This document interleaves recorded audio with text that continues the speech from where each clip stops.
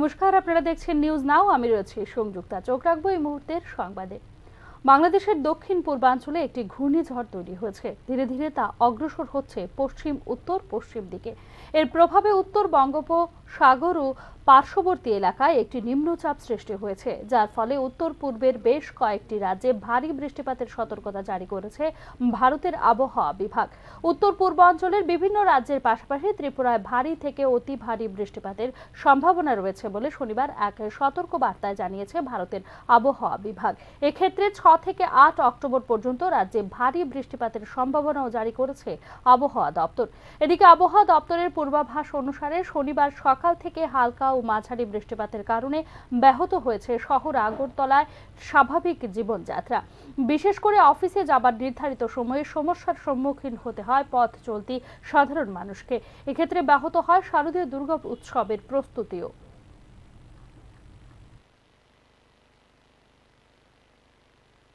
গোষ্ঠী সংঘর্ষের 3 মাসেও পরিস্থিতি স্বাভাবিক হলো না গন্ডাছড়ায়। প্রায় 200 পরিবার এখনো রয়েছে শরণার্থী শিবিরগুলিতে। প্রতিবাদে 44 বছরে এই প্রথম মহকুমায় কোনো সার্বজনীন দুর্গোৎসব হবে না বলে প্রশাসনকে জানিয়ে দিয়েছে পুজো উদ্যোক্তারা। তবে কি মহকুমায় বিশ্বাসের বাতাবরণ রক্ষা করতে ব্যর্থ হলো প্রশাসন? গন্ডাছড়ায় কি তবে মুখ থুবড়ে পড়ল রাজ্য সরকারের প্রতিশ্রুতি? বিষয়টি তুলে ধরা হচ্ছে নিউজ নাও এর বিশেষ প্রতিবেদনে। প্রতিবন্ধকতা থাকা সত্ত্বেও 1980 সাল থেকে গন্ডাছড়ায় শুরু হয়েছিল শারদীয়া দুর্গাপুজো। বৈরীদের ফতোয়া, প্রাকৃতিক দুর্যোগ, অশান্তির পরিবেশ সব মোকাবেলা করেই বছরের পর বছর শারদীয়া দুর্গোৎসব পালনের মধ্য দিয়ে সাম্প্রদায়িক সম্প্রীতির বার্তা দিয়ে আসছিল গন্ডাছড়া। কিন্তু 44 বছর পর 2024-এ এসে থমকে গেল পূজার আয়োজন। অবিশ্বাস্য হলেও সত্যি, মহকুমার 22টি পুজো উদ্যোক্তাদের কেউই এবছর পুজো করছে না বলে জানিয়ে দেওয়া হয়েছে প্রশাসনকে। পুজো উদ্যোক্তাদের সঙ্গে দফায় দফায় বৈঠক করার পরেও এক্ষেত্রে ব্যর্থই হলো প্রশাসন। 12 জুলাই গোষ্ঠী সংঘর্ষ ও গোষ্ঠী হিংসার কারণে প্রায় 200 বাঙালি পরিবার এখনো রয়েছে শরণার্থী শিবিরগুলিতে। বিনা অপরাধে সর্বস্ব খোয়ানো একটা বিশাল সংখ্যক মানুষকে ত্রাণ শিবিরে রেখে আনন্দ উৎসবের জায়গা নেই বলে প্রশাসনকে জানিয়ে দিয়েছে পুজো উদ্যোক্তারা।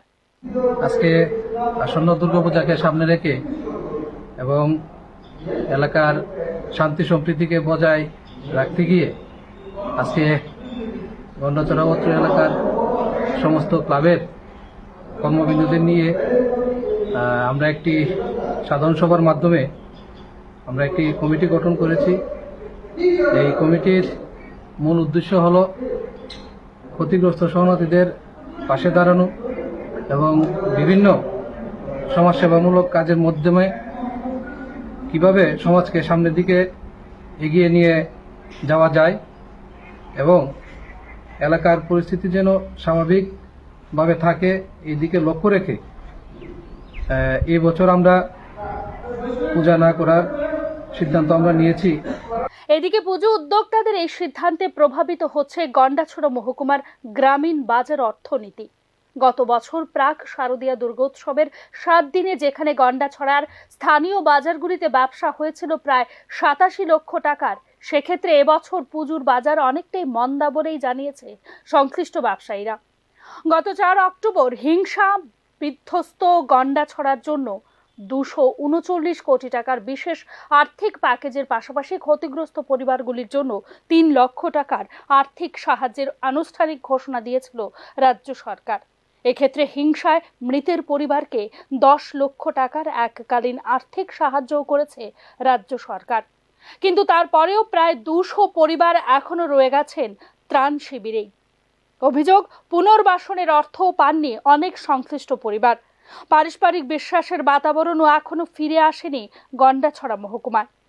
46 বছরে এ ধরনের পরিস্থিতি অভূতপূর্ব বলে দাবি করছেন মহকুমার স্থানীয় বাসিন্দারা। স্বাভাবিক কারণেই প্রশ্ন উঠছে এক্ষেত্রে প্রশাসনের ভূমিকা নিয়ে। 3 মাসেও যেখানে স্বাভাবিক হয়নি পরিস্থিতি, তবে কি রাজ্য সরকারের প্রতিশ্রুতি মুখ থুবড়ে পড়ল গন্ডাছড়ায়? প্রশ্ন উঠছে তা নিয়েও। Bureau report, news now. ডিউটিরত অবস্থায় তার সঙ্গে দুর্ব্যবহার করার অভিযোগ করেন একজন ট্রাফিক পুলিশ। এই প্রসঙ্গে দোষীদের গ্রেফতারের দাবিতে শনিবার আগরতলার স্বামী বিবেকানন্দ ময়দানে ধর্নায় বসেন তিনি। জানা যায়, গত শুক্রবার মহালয়ার দিন তিনি আগরতলার নেতাজি চৌমুহনীতে ডিউটিরত অবস্থায় ছিলেন। সেদিন কিছু লোক তাকে লক্ষ্য করে অশ্রাব্য ভাষায় গালিগালাজ করেন বলে তার অভিযোগ। এরই প্রতিবাদে দোষীদের গ্রেফতারের দাবিতে তিনি আগরতলার স্বামী বিবেকানন্দ ময়দানে ধর্নায় বসেন বলে জানা যায়। আজকে একটা ইস্যু ছিল, একজন ট্রাফিক কনস্টেবল আছে, ট্রাফিক কর্তব্যরত অবস্থায় ওনাকে কিছু সংখ্যক লোক গালিগালাজ করেছে।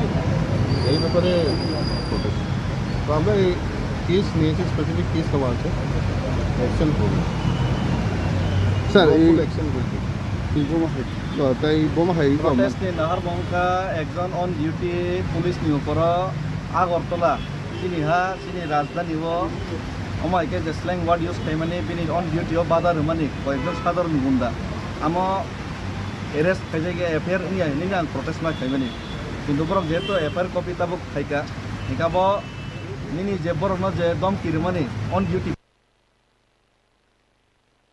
শনিবার আগরতলা সদর এসডিপিও অফিসে এক জরুরি বৈঠক অনুষ্ঠিত হয়। বৈঠকে আসন্ন দুর্গাপূজায় শব্দ দূষণ নিয়ন্ত্রণের জন্য কিছু নিষেধাজ্ঞা জারি করা হয়।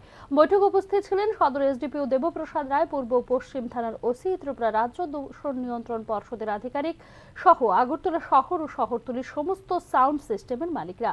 বৈঠকে দুর্গাপূজার সময় সাউন্ড সিস্টেমের মালিকদের উদ্দেশ্যে কিছু নির্দেশিকা জারি করা হয়। বৈঠকে উপস্থিত সমস্ত সাউন্ড ব্যবসায়ীদের উদ্দেশ্যে বক্তব্য রাখতে গিয়ে তিনি বলেন, দুর্গাপূজার দিনগুলিতে সাউন্ড সিস্টেম চালানোর সময় শব্দ দূষণের চিন্তা মাথায় রেখে তাদের কিছু নির্দেশিকা মেনে চলতে হবে। এছাড়া সাউন্ড সিস্টেম চালানোর সময় সাউন্ড 65 বা 75 ডেসিবেলের মধ্যে রাখার নির্দেশিকা জারি করেছেন। দূষণ নিয়ন্ত্রণের জন্য যেসব নির্দেশিকা জারি করা হয়েছে তা কেউ ভঙ্গ করলে তার বিরুদ্ধে কঠোর আইনি ব্যবস্থা গ্রহণ করা হবে বলেও তিনি জানিয়েছেন।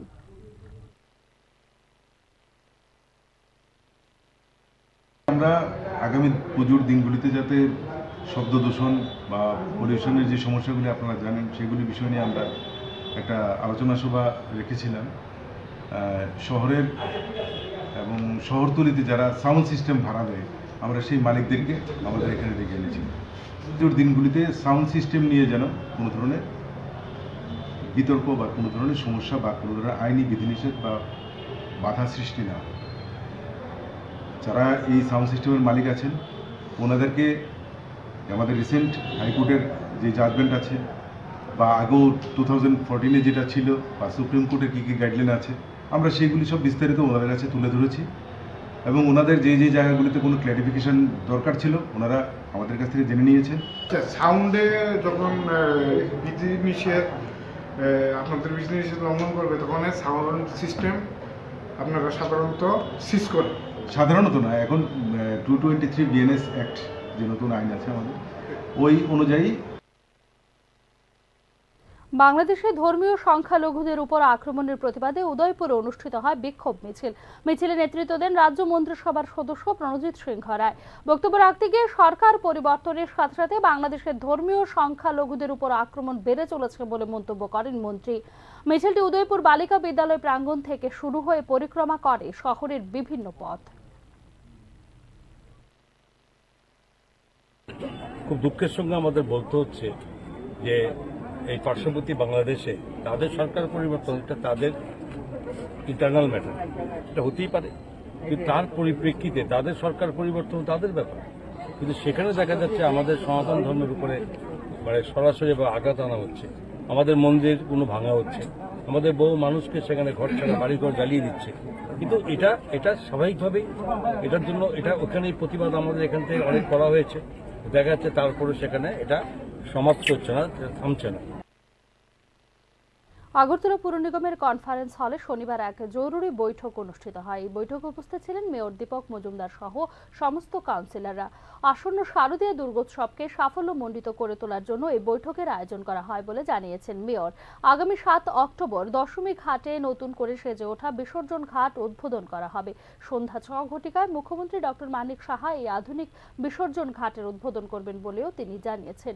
এছাড়া শারদীয় দুর্গোৎসবের দিনগুলিতে শহরের আলোকসজ্জা সহ রাস্তাঘাট ও ড্রেনগুলি পরিষ্কার পরিচ্ছন্ন ও জল নিকাশি ব্যবস্থা ইত্যাদি মোট 12টি বিষয়ের উপর আলোকপাত করা হয়েছে বলে জানিয়েছেন মেয়র। শহরের ক্লাবগুলোতে শব্দ দূষণ নিয়ন্ত্রণে ডিজে ব্যবহারের উপর সম্পূর্ণ নিষেধাজ্ঞা জারি করা হয়েছে বলেও তিনি জানিয়েছেন। এদিন আমাদের আরক্ষা দপ্তর থেকেও বলা হয়েছে, সবার কাছে আবেদন রাখা হয়েছে যাতে ডিজে ব্যবহার না করা হয়, মানুষের অসুবিধা হয় এবং মানুষের চাইছেন যে ডিজে বন্ধ করতে। সমস্ত ক্লাবগুলি যারা সেদিন অংশগ্রহণ সভায় তারা কিন্তু সম্মত হয়েছেন ডিজে ব্যবহার করবেন না। আমাদের আইনও কিছুটা এবার শক্ত করা হচ্ছে যাতে ডিজে যারা ব্যবহার করবেন সরকারি মান্যতা না দিয়ে, সরকার নির্দেশ দিয়েছে সমস্ত ক্লাব সমস্ত পুজো কমিটিতে কোথাও কোনো জায়গাতে ডিজে ব্যবহার করা যাবে না। এখনকার মতো সংবাদ এখানেই শেষ করছি। অন্যান্য আপডেটস পেতে চোখ রাখুন নিউজ নাও এর পর্দায়।